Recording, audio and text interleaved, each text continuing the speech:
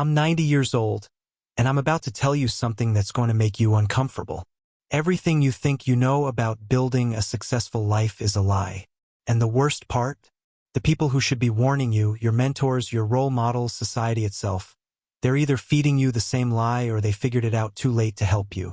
Before we get into this powerful story, drop a comment and let me know where you're watching from. I love seeing how far this message reaches. If you're ready for stories that stay with you, go ahead and subscribe. And trust me, tomorrow's story is just as special. You see, I spent the first 70 years of my life believing the same lie you probably believe right now. I thought I had it all figured out. I had the business empire, the Forbes recognition, the respect that comes with wealth. But at 68, something happened that shattered everything I thought I knew. And what I discovered in the 22 years since then has completely changed how I see success, love, and what we leave behind when we're gone. But before I tell you what happened, I need you to understand something. The reason I'm sharing this story isn't to impress you or to sound wise. I'm sharing this because I'm running out of time, and there are things you need to hear before it's too late. Not for me, for you. At 68, my wife Eleanor died. That's what everyone said. Eleanor died. Clean. Simple. Final. I stood at her funeral surrounded by hundreds of people. Colleagues, business associates, acquaintances who knew my name from newspapers. The service was beautiful. I handled everything efficiently, the way I handled every important event in my life. Proper arranjaments. Thank you cards. Estate matters settled with the same competence I brought to closing deals. The house was quiet when I got home. No assistants calling. No meetings to prepare for. No deals to close. Just silence. And in that silence, sitting at the mahogany desk where I'd spent thousands of nights working while she called from the bedroom, I found her journal. A leather-bound book I'd given her 30 years earlier and never thought to ask if she used it. She had used it. Every single day. And here's the part that haunts me to this day. If I had died instead of her, what would I have left behind? A business that would be sold within the year. A house that would be cleared out and listed. A collection of achievements that nobody would remember in 5 years. But no real connection. No presence. Nothing that mattered. Let me tell you the biggest lie you're probably telling yourself right now. I have time. I'll do that later. After I achieve this next goal, then I'll focus on what really matters. Then I'll be present. Then I'll live. I see young people in their 20s, 30s, even 40s, and they're all saying the same thing. When I make partner, then I'll relax. When I hit this revenue goal, then I'll take that trip. When the company's more stable, then I'll actually be there for my family. When I retire, then I'll finally live the life I want. Let me save you 70 years of regret with one simple truth. That day never comes. You know why? Because the goalposts keep moving. You make partner and suddenly you need to be managing partner. You hit your revenue goal and suddenly you need to double it. You build one company and suddenly you need to build 3 more. You're always chasing something just out of reach, convincing yourself that the next achievement will finally give you permission to live. And before you know it, you're 90 years old, sitting with an hourglass, realizing that while you were building an empire, the person who loved you was slowly disappearing, waiting for a version of you that would never arrive. I did this. I spent 43 years married to Eleanor, living in the same house, sleeping in the same bed, and I was a stranger to her. I climbed a ladder leaning against the wrong wall. And you can't climb back down and start over. Time doesn't work that way. The people you lose don't come back. The moments you miss don't get replayed. Here's something nobody tells you when you're young. Success is the worst goal you can chase.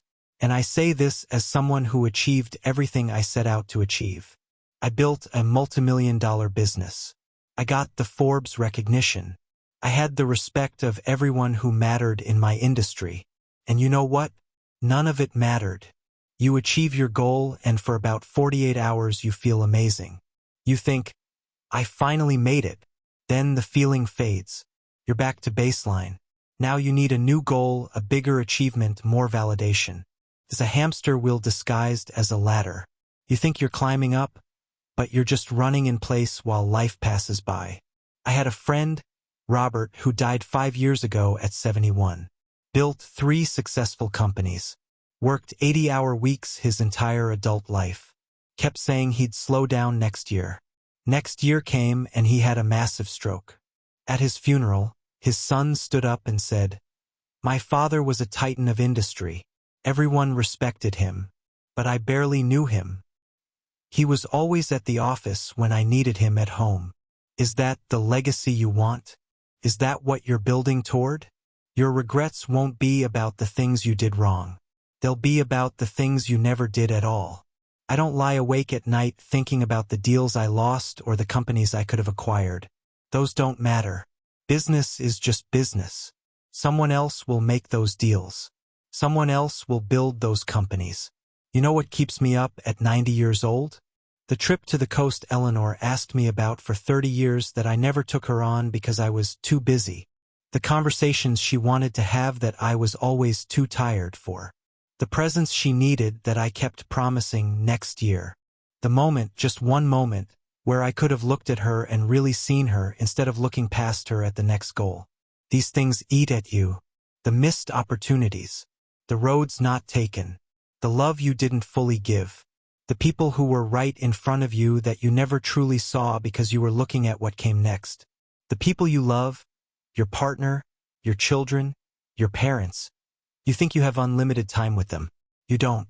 And one day that time will run out, and you'll be standing where I stood, reading words they wrote but never said, discovering they'd been waiting for you their entire lives while you were waiting for the right time to finally show up.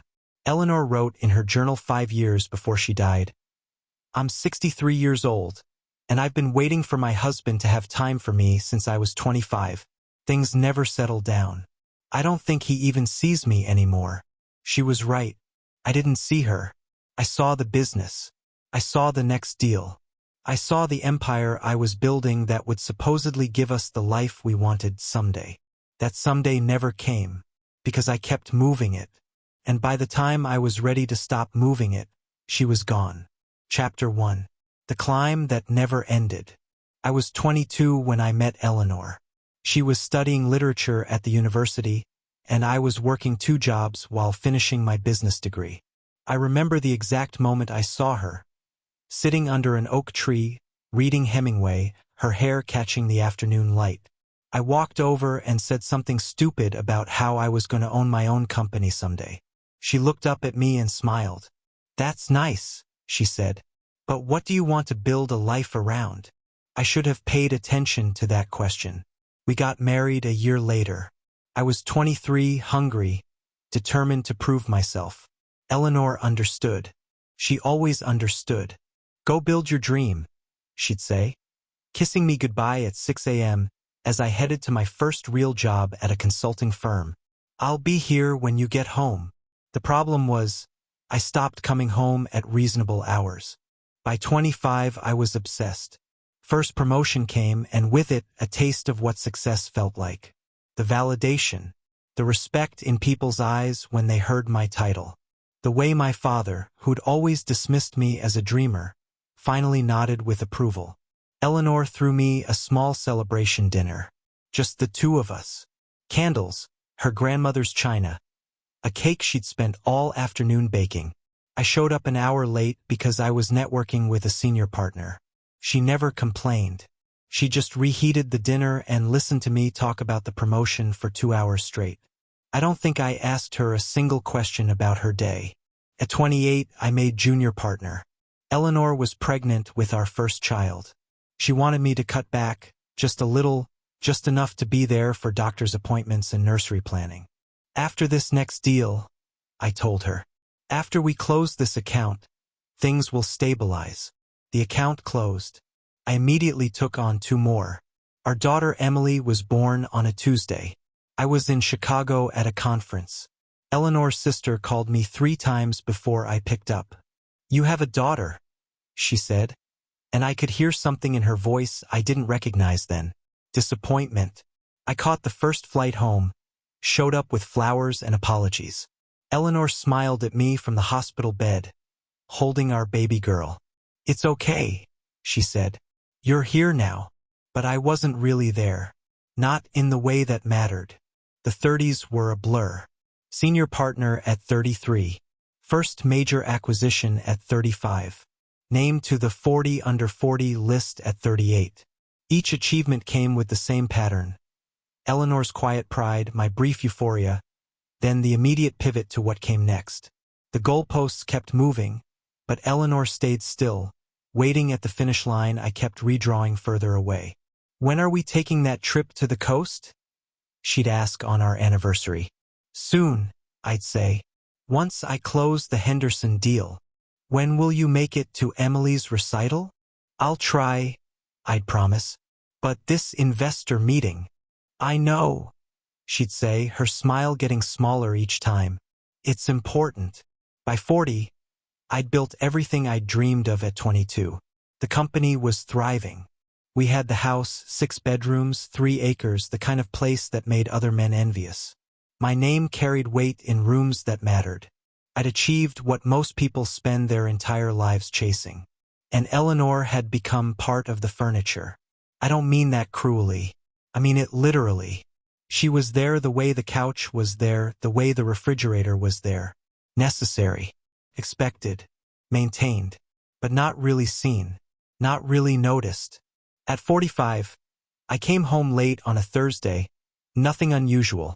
Just another 14-hour day.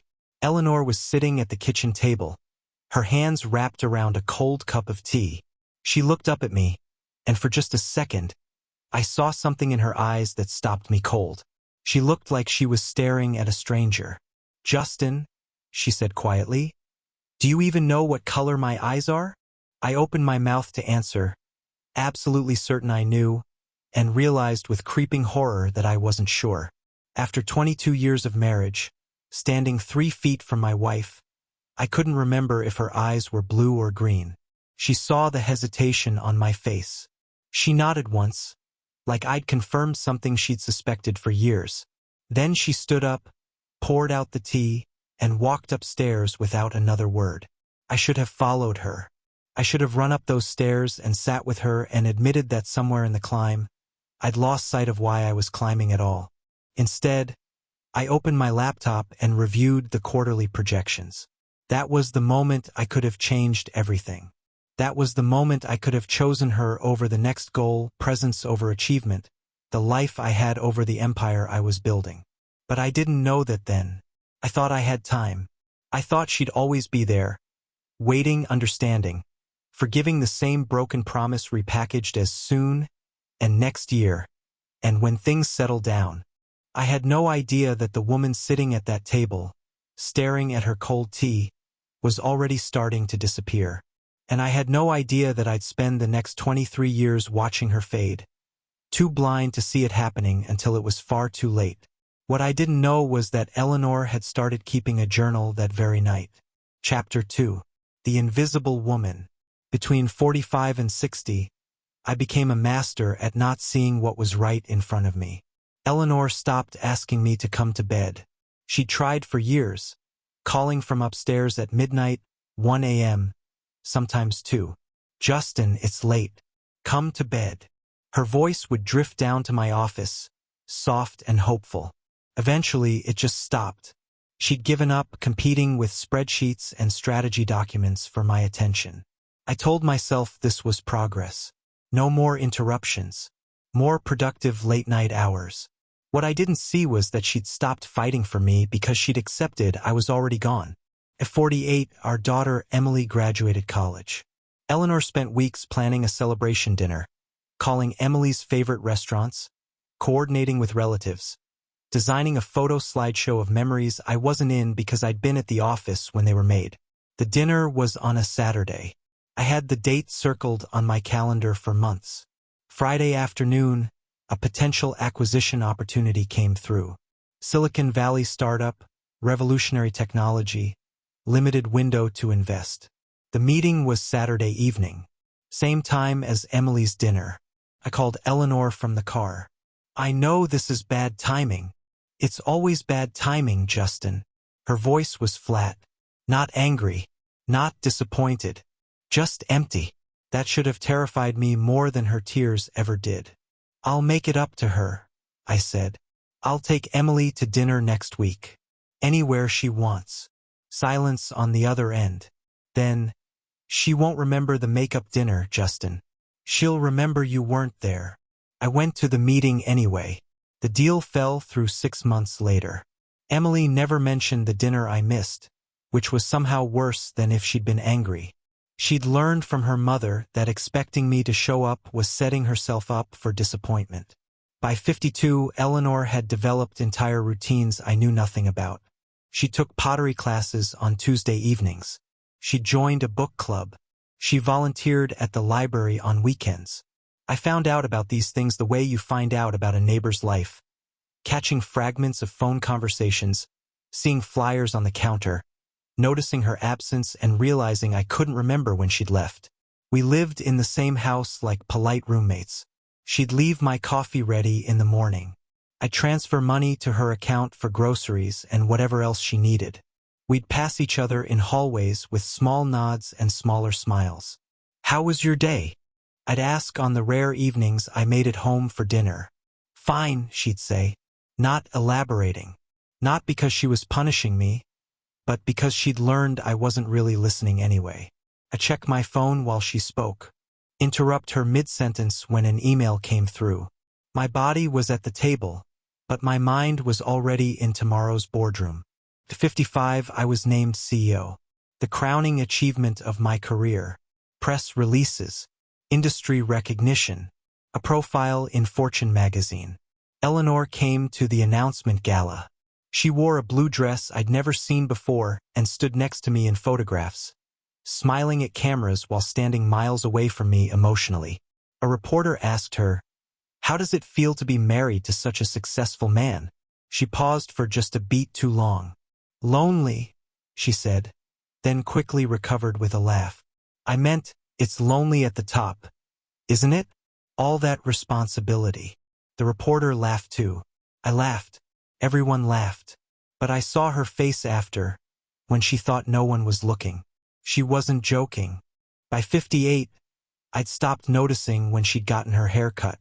I couldn't tell you what books she was reading or what her pottery looked like or who her closest friends were. I lived with a woman I'd known for 35 years and couldn't answer basic questions about her life. At 60, our grandson was born. Humiliation. Eleanor spent 3 weeks helping with the baby, coming home exhausted but genuinely happy in a way I hadn't seen in years. She'd show me photos on her phone, the baby's first smile, his tiny hands, the way he looked at her. "We should visit more often," she said one evening. "Maybe we could go next weekend? Just the two of us." "I've got the board retreat next weekend," I said, not looking up from my laptop. "But you should go. Take the car." She stood there for a long moment. I could feel her looking at me, waiting for something. When I finally glanced up, she had this expression on her face I'd never seen before. Not hurt, not anger, something far more final. Resignation. "You know what, Justin?" she said quietly. "I don't think you'd notice if I disappeared tomorrow. I could vanish, and you'd probably just wonder vaguely where the coffee went." "Don't be dramatic, Eleanor." I turned back to my screen. "I'm just busy right now." "You've been just busy right now for 38 years. I didn't respond. I had an email to send. She walked upstairs, and I heard our bedroom door close with a soft click that sounded nothing like anger and everything like surrender. That night, Eleanor made a doctor's appointment she didn't tell me about. 6 months later, she'd get a diagnosis that would kill her within 18 months. And she would make the deliberate choice not to tell me, because she'd already spent 4 decades watching me not really see her, and she couldn't bear the thought of her death becoming just another item on my task list to manage efficiently. But I didn't know any of that yet. I was too busy building an empire to notice my wife was preparing to die alone. Chapter 3. The Tuesday everything changed. Eleanor died on a Monday morning in April. Sudden heart failure, the doctor said. She was 66 years old. I was in London closing a merger when Emily called. I caught the next flight home, handled the arrangements with the same efficiency I brought to business deals, and stood at her funeral 3 days later feeling absolutely nothing. Not because I didn't care, but because I'd become so good at compartmentalizing, at putting emotions in boxes to deal with later, that I couldn't access them anymore even when I needed to. The funeral was beautiful. Hundreds of people came. Colleagues, business associates, people whose names I barely remembered. They all said the same things. She was a lovely woman. You were lucky to have her. She'll be missed. I shook hands and nodded and thanked them for coming, performing grief the way I'd performed everything else in my life. What nobody said, what hung in the air unspoken, was that they'd barely known her. Because I'd barely known her. We'd created this pristine image of a successful marriage, and everyone had bought it, including me. The house emptied by evening. Emily stayed for a while, moving through rooms like a ghost, touching her mother's things. She stood in the kitchen doorway and said, "She really loved you, you know? Even when—" She stopped, shook her head. "Never mind." "Even when what?" I asked. She looked at me with Eleanor's eyes. "Even when you made it so hard." Then she left, and I was alone in a house that had never felt empty before because Eleanor had always filled it with her quiet presence. Now that presence was gone, and the silence was deafening. I ended up in my study at 9 p.m., the same mahogany desk where I'd spent thousands of nights working while Eleanor called from upstairs. I sat down, intending to review some documents, to do something productive with this terrible feeling I couldn't name. That's when I saw it. Her journal, leather-bound, burgundy, sitting on the corner of my desk. I'd given it to her 30 years ago for her birthday. A thoughtful gift from a man who was already becoming thoughtless. I'd never once asked if she used it. I picked it up. The leather was soft, worn from years of handling. I opened to a random page, dated 3 years earlier. Justin worked through our anniversary again. 40 years married, and he forgot. Not maliciously, he's not cruel. He just doesn't see me anymore. I've become like the furniture. Necessary. Expected. But not noticed. I brought it up at dinner gently, and he looked genuinely confused. "Was that today?" he asked. Then his phone rang and he took the call. I sat there for 20 minutes, watching him pace the hallway, and realized I'd already mourned this marriage. I'm just waiting now. My hands started shaking. I flipped back further. 2 years before that. Today I asked Justin if he remembered how we met. He looked at me blankly, then said something vague about college. Right? We met under an oak tree. I was reading Hemingway. He quoted it back to me later that week to impress me. That man doesn't exist anymore. Or maybe he does, but he saves that attention for board meetings and investor calls. Everyone else gets the real Justin. I get the leftovers. The room started tilting. I kept reading. Entry after entry. Year after year. A chronicle of loneliness written by a woman sitting 15 feet from her husband, separated by the unbridgeable distance of indifference disguised as ambition. Then I found the entry from 5 years ago. The one that broke me completely. Justin got the Forbes recognition today. He was so happy. I was happy for him.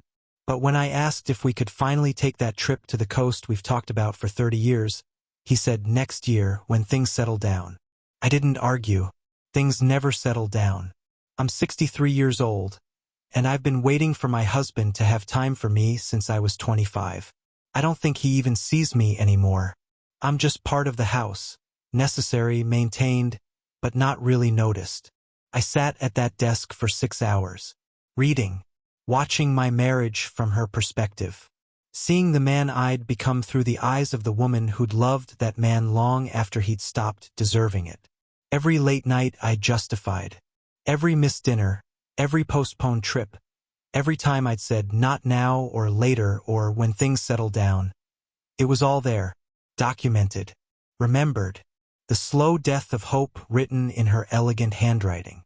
The business deals I'd sacrificed her for? I couldn't remember half of them. The important meetings that kept me from her recitals, her graduations, her life? Forgotten within months. But Eleanor had remembered every single moment I chose work over her.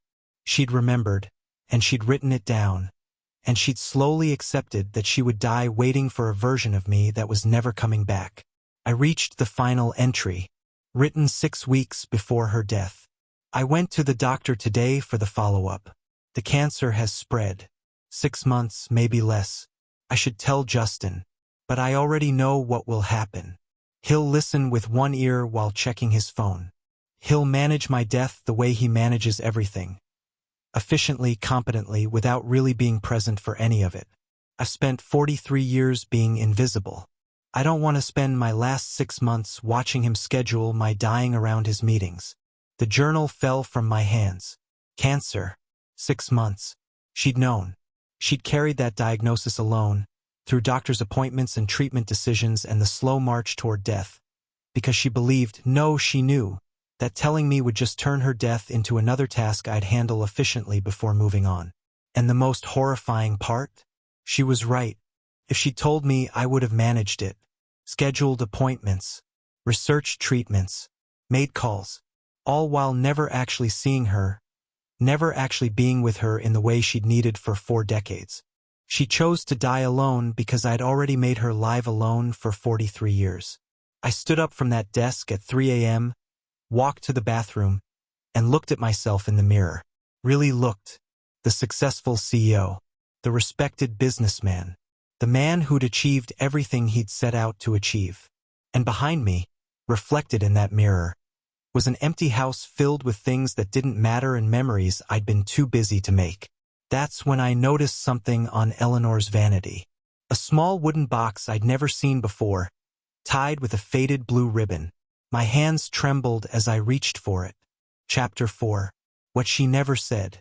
I untied the blue ribbon with shaking hands. Inside the wooden box were letters. Dozens of them. All addressed to me in Eleanor's handwriting. All sealed. All unsent. The first one was dated 1985. The year Emily was born. Dear Justin, you missed her birth. I know you didn't mean to. Chicago was important, the conference mattered. But when they placed Emily in my arms and I looked around for you, the emptiness in that room felt bigger than joy. My sister held my hand instead. She was kind about it, but I saw it in her eyes. Pity. I don't want to be pitied for marrying an ambitious man. But as I sat there alone with our daughter, I wondered if ambition was just another word for absence. I won't send this. You'd apologize and we'd move on, and nothing would change. So I'll keep it here with all the other things I can't say to a man who's always already thinking about tomorrow. Love, Eleanor. Couldn't breathe. I opened another, dated 1992. Dear Justin, today marks 7 years since you promised we'd take that trip to the coast. 7 years of next summer and when things settle down. I stopped mentioning it 6 months ago. Did you notice? I've started testing how long you can go without really seeing me. 3 weeks now. We've had 17 conversations, and in every single one, your eyes glazed over within 30 seconds. You nod at the right moments. You make the appropriate sounds. But you're not here. I'm married to a ghost who pays the mortgage. Love, Eleanor. Each letter was a knife. Each one more devastating than the last. She'd been documenting my abandonment in real time, sealing these truths in envelopes I'd never open because she already knew I wouldn't hear them even if she'd said them aloud. 1997. You asked me today what color my eyes are. After 19 years of marriage, you hesitated. Green, Justin. They're green.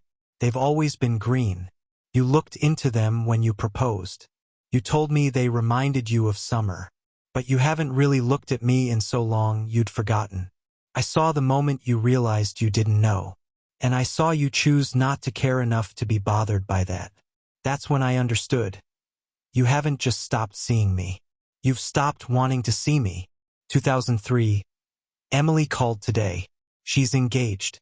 She asked if you'd walk her down the aisle, and then she said something that broke my heart. If he can make time, she added. Your own daughter doesn't expect you to show up for her wedding. I laughed it off, told her you'd be there.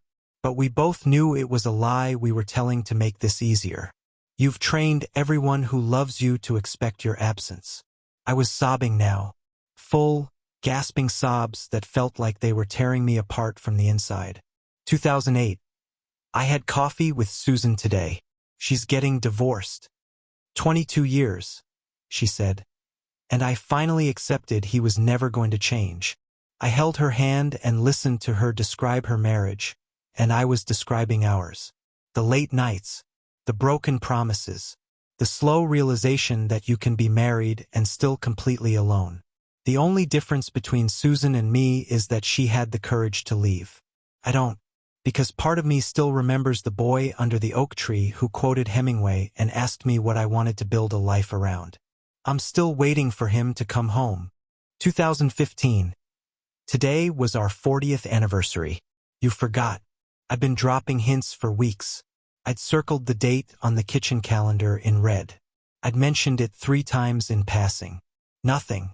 You came home at 11 p.m., saw me still awake, and asked if I was feeling okay. Fine, I said. Just couldn't sleep.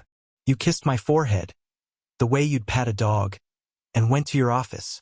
I sat in our bedroom and realized I'd spent 4 decades waiting for you to choose me over everything else. And you never would. That's not cruelty. It's just truth. You're incapable of it. And I'm incapable of leaving. The last letter was dated 3 months before she died. Dear Justin, the cancer is everywhere now. Dr. Morrison says 6 months, maybe less. I should tell you. A wife should tell her husband she's dying. But I already know how this goes. You'll spring into action, research, specialists, treatment plans, all managed with the same competence you bring to hostile takeovers. You'll handle my death beautifully, efficiently, and you still won't actually see me. So I've decided something. I'm going to die without telling you. I'm going to let you believe it was sudden, unexpected, something that couldn't be prevented. Because the alternative, watching you manage my dying with your calendar, and your to-do lists and your phone calls in the hallway, while I'm trying to tell you I'm scared. I can't bear it. I've been invisible for 43 years. I'll be invisible at the end too. It's easier this way. For both of us. I love you, Justin. I've loved you since that day under the oak tree. But love isn't enough when the person you love has already left the building. Your ghost of a wife, Eleanor. I collapsed to the floor, the letters scattered around me like evidence at a crime scene. Because that's what this was. A crime. I'd killed this woman slowly, over decades. Not with violence, but with indifference. I'd murdered our marriage one missed dinner at a time, one broken promise at a time, one moment of choosing anything else over her at a time. And she documented all of it. Not out of spite, but because she needed someone to witness her loneliness, even if that someone was just herself. I don't know how long I stayed on that bathroom floor. Hours, maybe. When I finally stood up, my legs shaking, I caught my reflection in the mirror again. But this time I didn't see a successful CEO.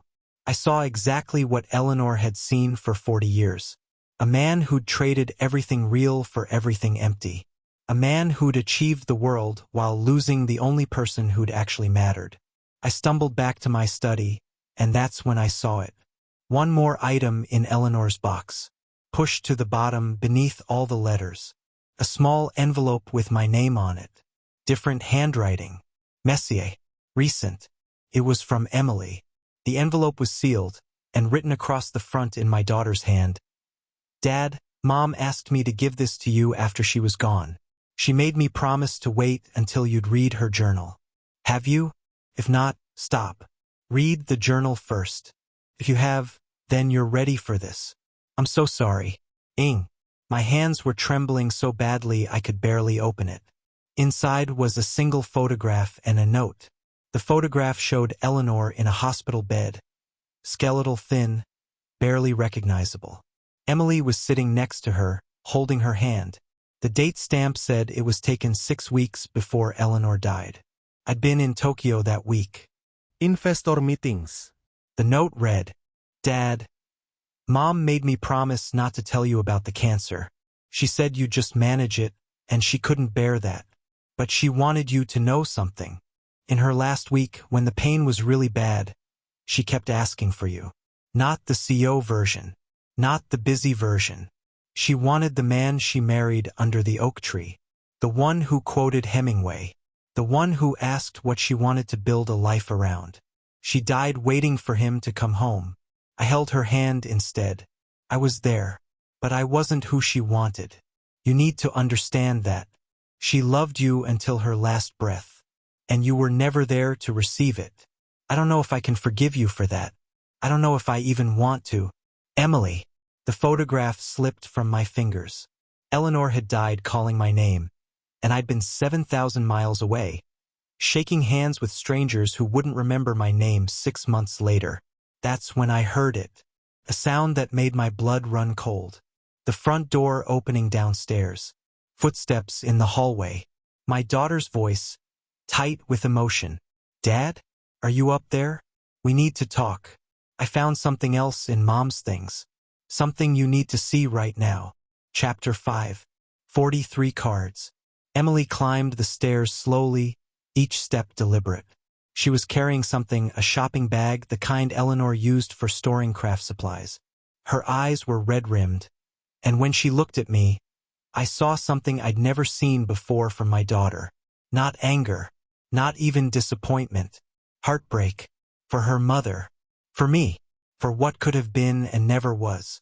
I found these in the back of Mom's closet, Emily said, her voice barely above a whisper. Behind her winter coats. She'd hidden them. She set the bag on the bed and pulled out a stack of cards. Birthday cards. Dozens of them, bound together with a rubber band that had gone brittle with age.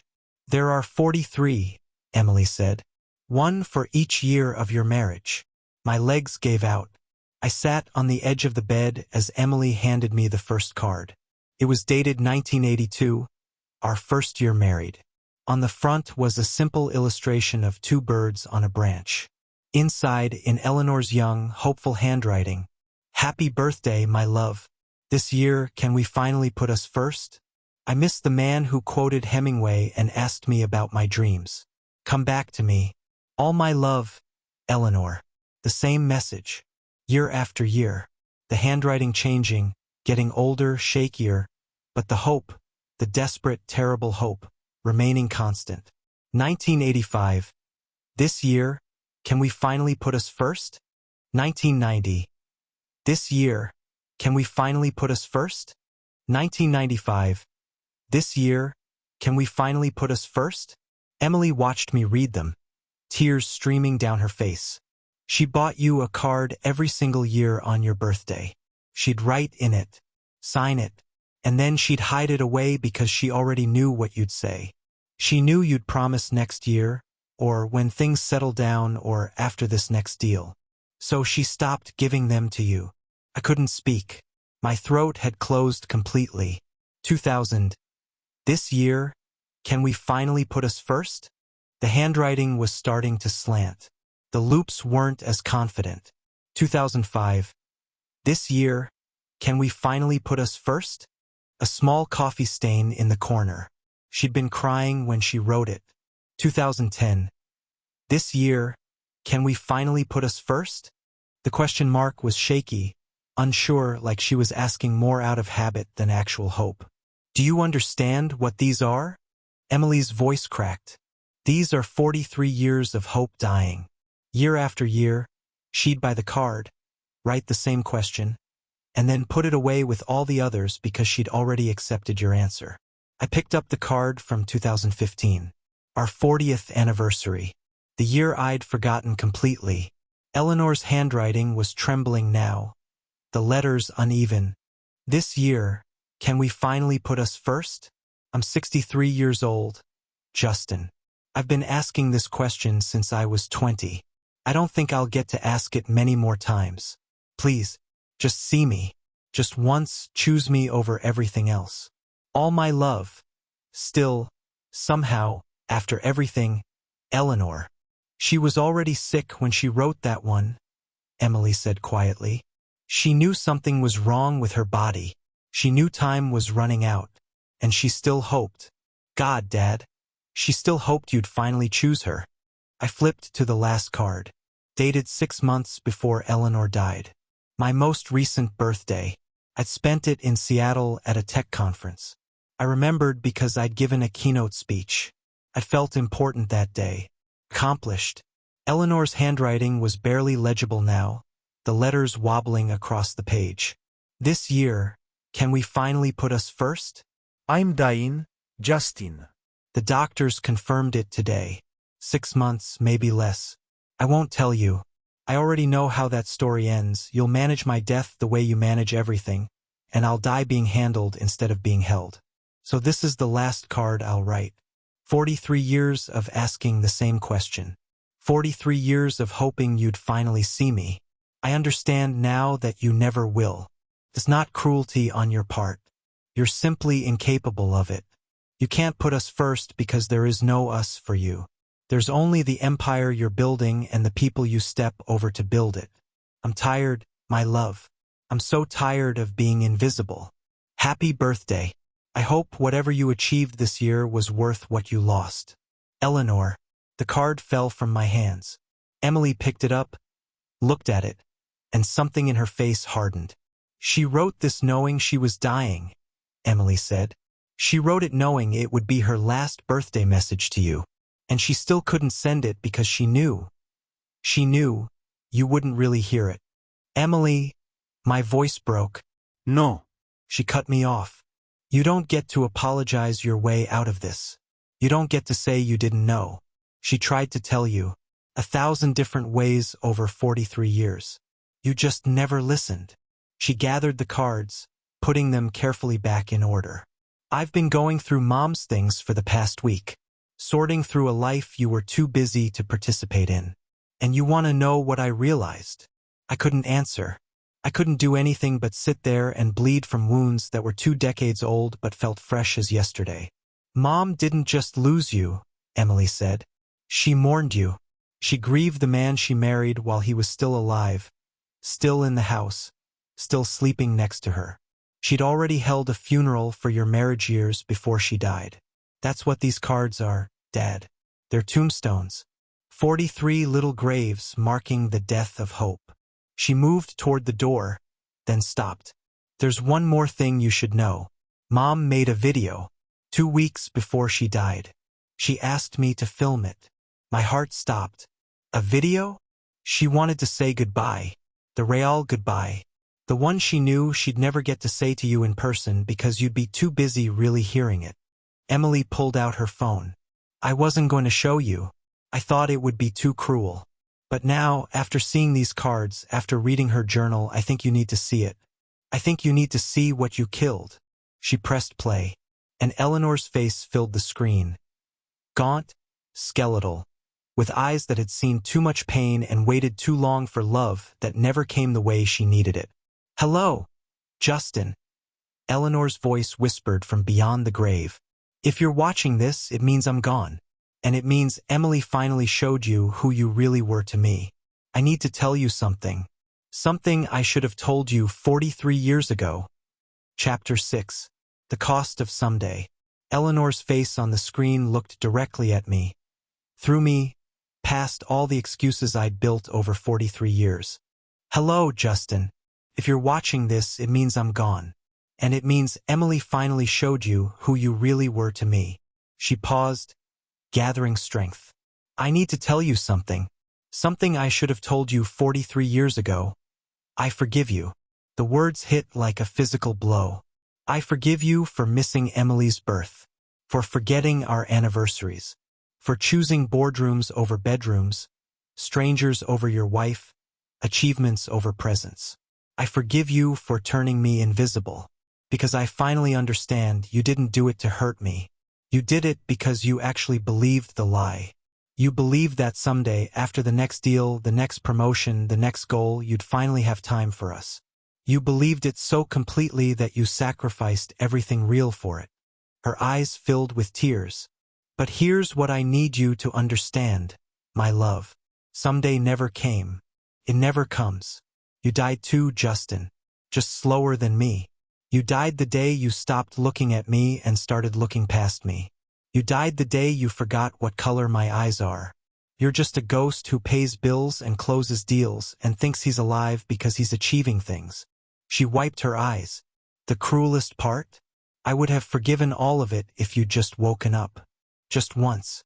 Just one morning where you chose me over everything else. But you never did. And now I'm dying, and you'll never get the chance. The video ended. The room fell into silence so complete I could hear my heartbeat. Emily's voice was ice. That was 2 weeks before she died.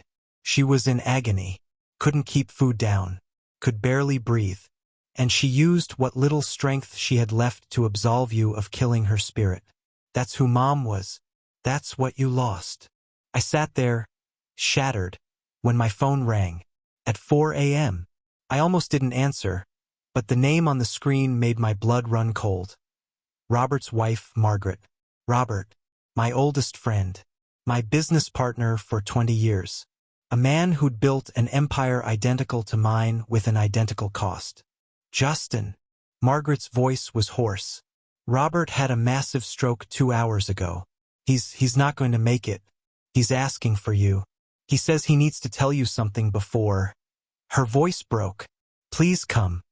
He's at Mercy General. I drove to the hospital in a daze. Robert and I had started our first company together at 25. We'd built kingdoms side by side, always pushing each other toward the next achievement, the next victory. We joked about retirement. When we hit 70, we'd say, then we'll finally slow down. Robert was 71. He'd never make it to 72. I found him in ICU, hooked to machines, half his face slack from the stroke.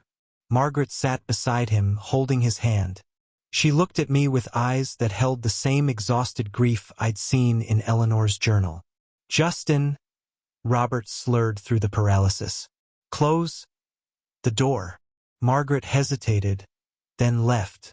Robert gestured weakly for me to come closer. I was wrong, he whispered. Everything we built, wrong wall. Don't talk, I said.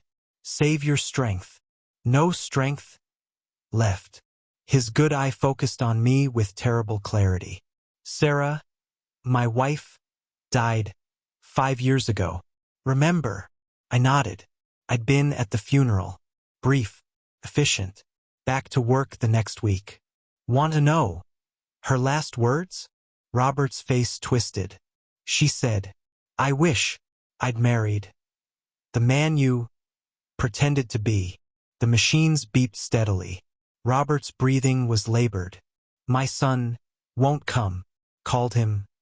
When stroke hit, he said, handle it like you handle everything without me. A tear rolled down Robert's paralyzed face. He learned from the best. I taught him I'd always choose work over him. So now, he's choosing anything over me. Robert, listen. The effort of raising his voice sent alarms beeping. We thought we were building empires. We were building tombs. Buried ourselves. Buried families. For what? His good hand clutched mine with surprising strength. The companies sold already. New owners. Our names erased within a year. Everything we sacrificed for, forgotten. But the people remember being forgotten. He started coughing, gasping. Margaret rushed back in, but Robert waved her away.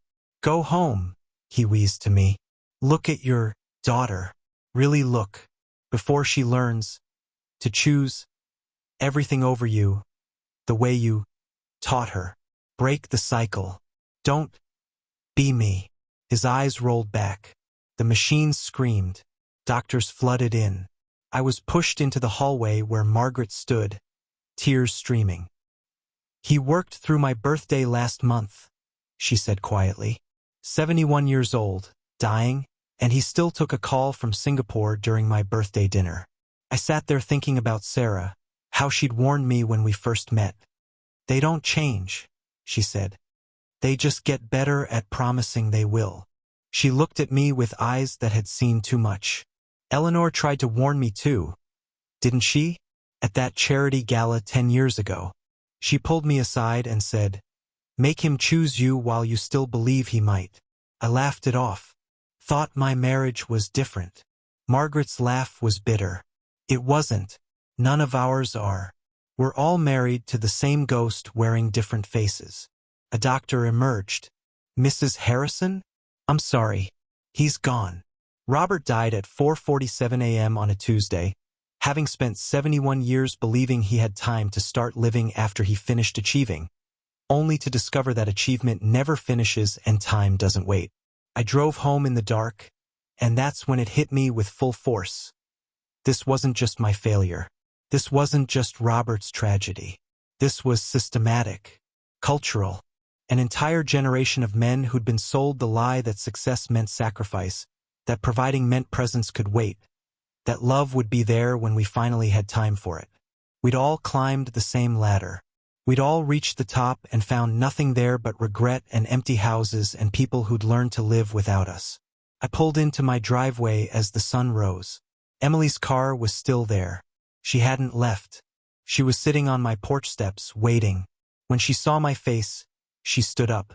What happened? Robert died, I said. And I finally understand what your mother was trying to tell me. Emily's expression softened slightly. Just slightly. Do you? Do you really? I can't fix what I did to her, I said, my voice breaking. I can't bring back 43 years of choosing wrong. But I need to know. I looked at my daughter, really looked at her, maybe for the first time in her life. Is it too late for us? Have I killed this too?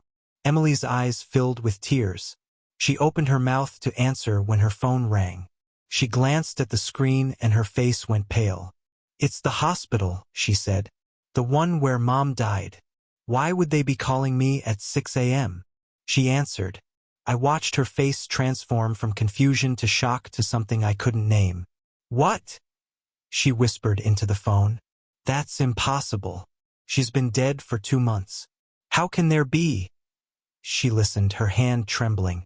Yes, I'll come right now. She hung up and looked at me with wide eyes. Dad, the hospital says Mom left something in a safe deposit box there. Instructions that it only be opened exactly 60 days after her death. Emily checked her phone. Today is day 60. They say we need to come immediately. Both of us. Whatever's in that box. Mom wanted us to find it together. Chapter 7. Borrowed time. The safe deposit box sat between Emily and me like a bomb. A bank officer stood nearby, quietly respectful, as Emily inserted her key with trembling hands. Inside was a single envelope and a small digital recorder, the kind Eleanor had used for her book club notes.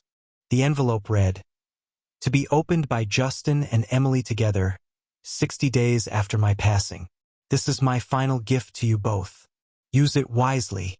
Eleanor." Emily opened it. Inside was a letter in Eleanor's handwriting, written in the weeks before she died. My dearest ones, if you're reading this, Justin has finally seen what he refused to see for 43 years. He's read my journal. He's found the cards. He's watched my video. And now he understands. Good. Now comes the hard part. Living with it. Justin, you have a choice. You can let this destroy you, drown in guilt, become paralyzed by regret, waste whatever time you have left punishing yourself for time already wasted. Or you can do something infinitely harder. You can change. Not for me. I'm gone. But for Emily. For your grandchildren. For every young person you meet who's making the same mistake you made. Emily, my darling girl, you have a choice too. You can hold on to this anger forever, and you'd be justified, or you can give your father something I never could, a deadline. Tell him he has 1 year to prove he's learned. 1 year to show up, be present, choose people over achievement. If he fails, walk away with a clear conscience. If he succeeds, you'll have recovered something I lost decades ago. A father who actually sees you. I've left a recording. Listen to it together. It will explain everything. All my love. Always, Mom. Emily's hands shook as she pressed play on the recorder. Eleanor's voice filled the small room, stronger than in the video, recorded earlier in her illness. Justin, by the time you hear this, you'll be 68 years old. If you live to the average life expectancy, you have maybe 15 years left. 15 years. That's 5,475 days. But realistically, how many of those will you be healthy, active, able to make real memories? Maybe 10 years. Maybe less. You've already wasted 70% of your life chasing achievements that won't matter and postponing presents that would have mattered eternally. Don't waste the final 30%. She paused, and I could hear her breathing, labored but determined. Emily, you're 43 now. If you're blessed, you have 40 years left. 40 years to make different choices than your father and I made. 40 years to show your children what presence looks like. Don't inherit our mistakes. Break the pattern. And if your father is finally ready to learn, teach him. Let him be the grandfather he never was as a father. Give him the chance I stopped giving him years ago. The recording crackled. Eleanor was crying now. The reason I timed this for 60 days is simple. 60 days is long enough for shock to fade and choice to begin. Justin, you've had 2 months to sit in what you've lost. Now I need you to focus on what you still have. Emily is still here. Your grandson is 3 years old, young enough that you can still become someone real to him. There are people all around you making your mistakes right now, today, this minute. You can't save me, but you can save them. Turn your regret into purpose. That's the only redemption available to you now. The recording ended. The silence in that room was absolute. Emily spoke first, her voice small. I have a son who barely knows you. Mason is 3. When I bring him to visit, you give him expensive toys and check your phone. He calls you the tall man who lives in the big house. Not Grandpa. He doesn't know you well enough for that. The words gutted me. Mom was right about one thing, Emily continued. You can't fix what you did to her, but you could try with Mason. With me. If you actually meant it. I do, I said. I swear to you I. Don't swear. Emily cut me off. Show me. Mom gave you a year. Prove you've learned something. Starting now. That was 22 years ago. I'm 90 now, and I can tell you exactly what I did with Eleanor's final gift of time. I sold the company within 6 months. Everyone thought I was crazy, walking away from an empire at 68. But Emily's words haunted me. Mason calls you the tall man. I'd already lost 1 generation. I refused to lose another. I showed up every single week without fail at Emily's house. Not with toys, with time. I learned to change diapers again at 68. I read bedtime stories. I sat on floors and built block towers and learned the names of cartoon characters I'd never heard of. Mason is 25 now. He calls me Grandpa. Last month, he told his fiancée, my grandfather taught me that success means being the person people run toward, not the person they make excuses for. I wept when Emily told me he'd said that, but it wasn't enough to just fix my own family. Eleanor's voice on that recording had burned into my brain. There are people all around you making your mistakes right now. So I started talking. Coffee shops, speaking events, mentoring young entrepreneurs. I told them Eleanor's story, Robert's story, my story. I showed them the cards, read them the journal entries. I said the things no one had said to me at 25. The ladder you're climbing leads nowhere. The someday you're waiting for never comes. The people you're postponing your life for won't wait forever. Some listened. Many didn't. The ones who didn't reminded me of myself, so certain they had time, so convinced they were different, so sure that their ambition was justified because their goals were important. I watched them make my mistakes in real time, and there was nothing I could do but keep telling the truth and hope someone would hear it before it was too late. At 75, I was diagnosed with early-stage dementia. The doctor said I had maybe 10 years before things got bad. 10 years. Eleanor's timeline was making terrible sense now. At 80, I started forgetting things. Names, dates. But never Eleanor. Never the journal. Never the 43 cards. Those memories were seared into whatever part of my brain would be last to go. At 85, I moved in with Emily. Mason visited every Sunday with his wife and their newborn daughter. My great-granddaughter. A child who would never know Eleanor but might know the man Eleanor's death had created. Now I'm 90. The dementia is winning. Some days I don't remember what I had for breakfast. But I remember Eleanor's face. I remember the moment I read her journal. I remember realizing I'd wasted a life I could never get back. And I remember this. You're reading this right now, which means you still have time. Not unlimited time. Not someday time. But now time. Today time. This moment time. The hourglass next to my bed is almost empty. The sand is nearly gone. But yours isn't. Not yet. Yesterday, Emily came to my room. She sat on my bed and held my hand. Something I never did enough with Eleanor. And she said, "Dad, I need to tell you something."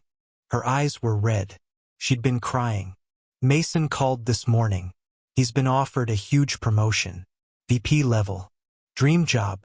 But it means relocating, working 80-hour weeks, being away from his family for the next 5 years minimum. My heart stopped. I asked him what he was going to do, Emily continued, and he said something that broke my heart and healed it at the same time. She squeezed my hand.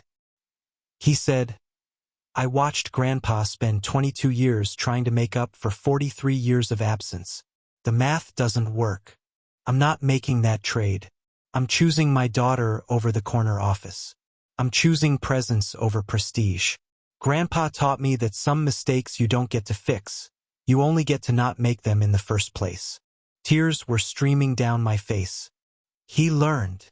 He learned," Emily whispered. "You didn't save Mom, but you saved him. That has to count for something." It does. God help me, it does. But here's what I need you to understand. Whoever you are, reading this at whatever age you are, I'm 90 years old. I have weeks left, maybe days. The dementia is taking everything. But it can't take this truth. Eleanor was right. The people you love won't wait forever. The time you think you have is already running out. And the achievements you're chasing will be forgotten long before the people you neglected stop remembering they were neglected. 2 days ago, Emily found something that changed everything again. One final item in Eleanor's belongings we'd somehow missed for 22 years. And what she found makes everything I've told you so far look like a warm-up to the real truth Eleanor was trying to teach me. Emily walked into my room this morning, pale as death, holding an old videotape. "Dad," she whispered, "this is labeled 'Play this for Justin on his 90th birthday. Today.' This is from Mom. There's more. There's something she never told us. Something that changes everything." Conclusion. The last grains. Emily's hands trembled as she loaded the ancient VHS tape into a player she'd had to buy specifically for this moment. The screen flickered to life and there was Eleanor. Not skeletal and dying, but vibrant, maybe 50 years old. Younger than I'd seen her in decades. "Hello, Justin. Happy 90th birthday." My breath caught. She'd recorded this 40 years ago. 40 years ago she'd known. Somehow known. That I'd make it to 90 and that I'd need to hear this.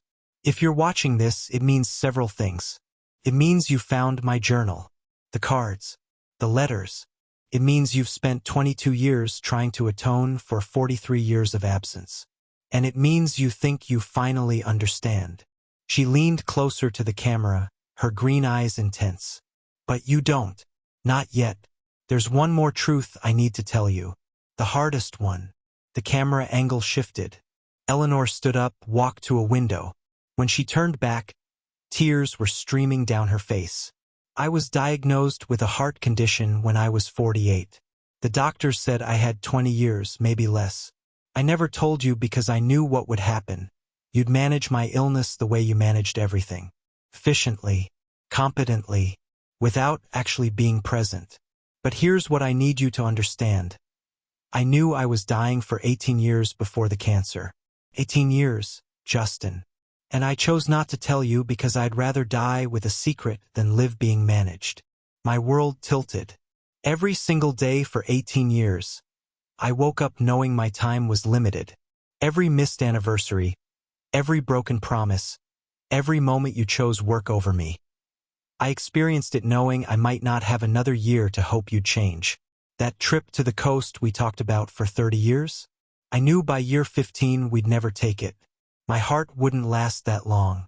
But I kept hoping anyway because hope was all I had left. She wiped her eyes. When the cancer came, it was almost a relief. At least then I had a reason for the deadline I'd been living under for 2 decades. At least then my death would make sense to everyone else the way it had made sense to me since I was 48. The camera zoomed in on her face. But here's the real truth, the one that's taken me 40 years to accept. You didn't kill me, Justin. The heart condition would have killed me anyway. The cancer just got there first. What you killed was the time we could have had. 18 years where I was dying and you were absent. 18 years where I was running out of time and you thought you had all the time in the world. She sat back down, composed herself. By the time you watch this, you'll be 90. You'll have spent 22 years trying to make up for what you lost. And I need you to know, I forgive you. I've always forgiven you. But forgiveness doesn't restore time. It doesn't bring back the moments. It doesn't change the fact that I died waiting for a version of you that only showed up after I was gone. Eleanor looked directly at the camera, directly at me across 40 years and a grave. So here's my final gift to you, my love. Stop trying to atone. Stop punishing yourself. Instead, use whatever time you have left to make sure no one else makes our mistake. Tell our story. All of it. The ugly parts. The irreversible parts. The parts that don't have happy endings. Because somewhere out there, right now, there's a 25-year-old man choosing work over his wife. A 40-year-old woman postponing life for after the next promotion. A 50-year-old parent who thinks they'll have time later to really connect with their kids. She leaned forward.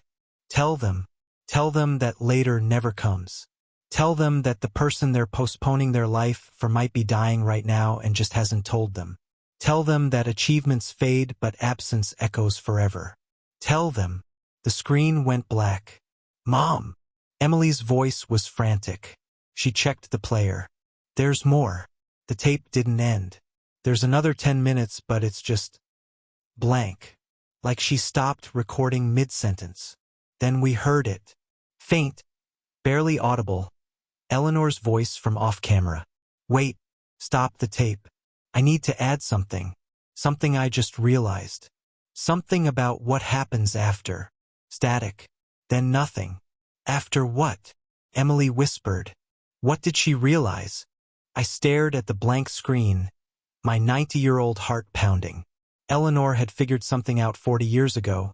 Something important enough to stop mid-recording. Something about what happens after. And we'd never know what it was. Or would we? Emily's phone buzzed. She looked at the screen and her face went white.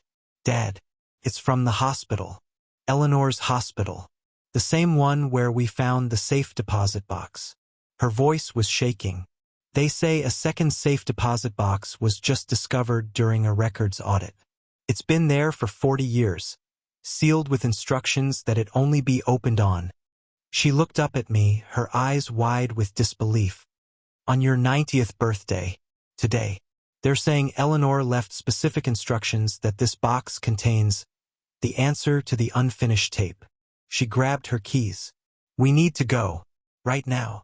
Emily, I said, my voice weak. What if whatever's in that box changes everything we think we know? Then we know, she said. Mom spent 43 years trying to teach you the truth.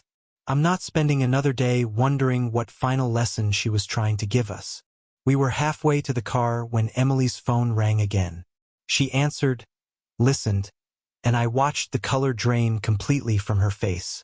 What? I asked. What is it? She lowered the phone slowly. That wasn't the hospital. That was Mom's best friend, Carol. The one from her book club. She says Mom gave her a letter 30 years ago with specific instructions. If Justin makes it to 90 and opens the second safe deposit box, call Emily immediately and tell her to read Mom's final journal entry. The one from the day she died, before opening the box. But Dad. What? Carol says we never found Mom's final journal. The one we read ended 6 months before her death. Carol says there's another one. Hidden. And Mom's last entry explains everything about the tape, the box, and Emily's voice broke, and why she chose to die exactly when and how she did. I looked at the hourglass on my bedside table. The last grains of sand were falling. Where? I asked. Where's the final journal? Emily's eyes filled with tears. Carol says it's hidden somewhere only you would think to look.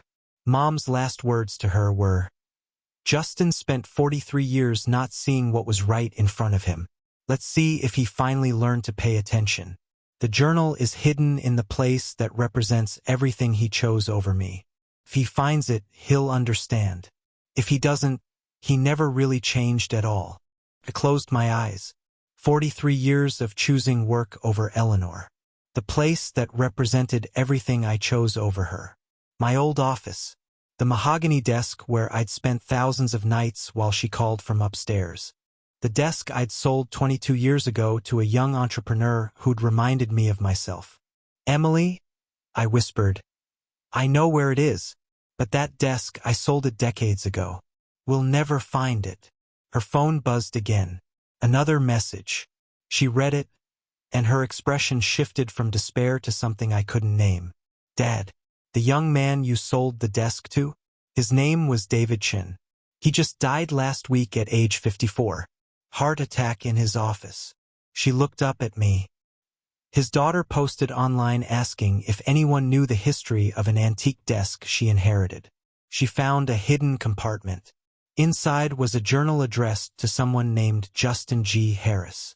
She showed me the post, the photo of the desk. My desk. Eleanor's journal sitting on top, waiting 22 years to reveal whatever final truth she'd been trying to teach me. She lives 3 hours away, Emily said. If we leave now, I don't have 3 hours, I interrupted. My chest was tight.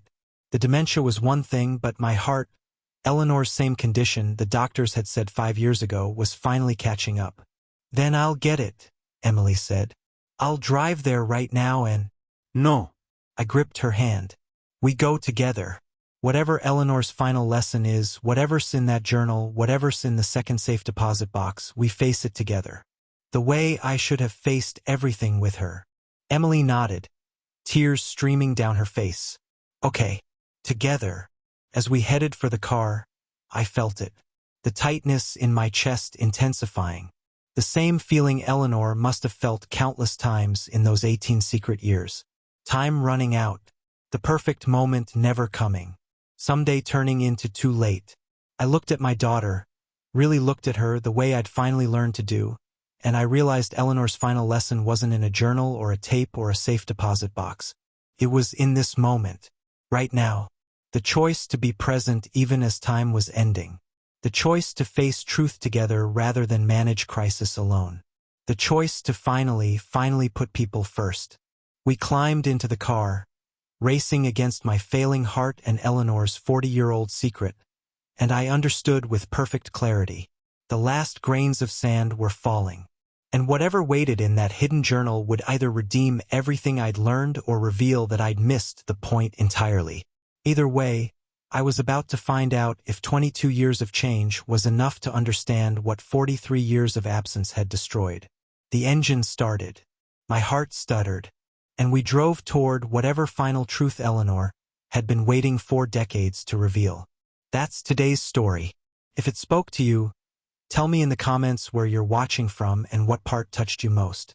Subscribe so you don't miss tomorrow's beautiful story, because every day here is a new lesson, a new perspective, a new chance to grow. I'll see you in the next one.